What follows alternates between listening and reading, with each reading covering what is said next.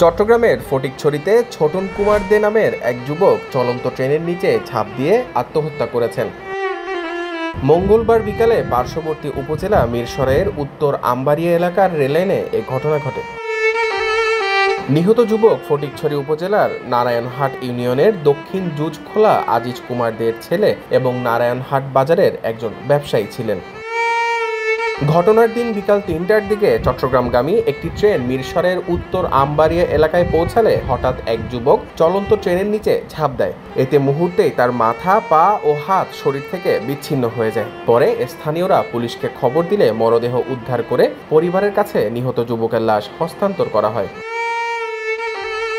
স্থানীয় একাধিক সূত্র জানান, পারিবারিক কলহের জেরে যুবকটি কয়েকদিন ধরে মানসিক অশান্তিতে ছিলেন। এর আগেও বিষ পান করে আত্মহত্যা করতে চেয়েছিলেন। মূলত পারিবারিক কলহের কারণে তিনি চলন্ত ট্রেনের নিচে ঝাঁপ দেন। পারিবারিক কলহের বিষয়টি অস্বীকার করে তার ছোট ভাই জিকুদে। খালি দোকানত পুরো দিন আছিল, কোনো যাই জামালা নয় খালি গোড়া দিন আছিল।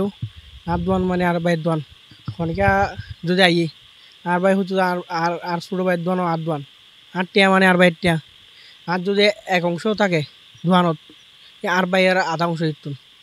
আর বাইয়ের লোক আলো যে সম্পর্ক আছিল আশা করি দূর কি বন্ধুর মতো সম্পর্ক আছে, ফ্রেন্ডলি, মানে ওর কথা শেয়ার করতাম, আমার কথা শেয়ার করতাম।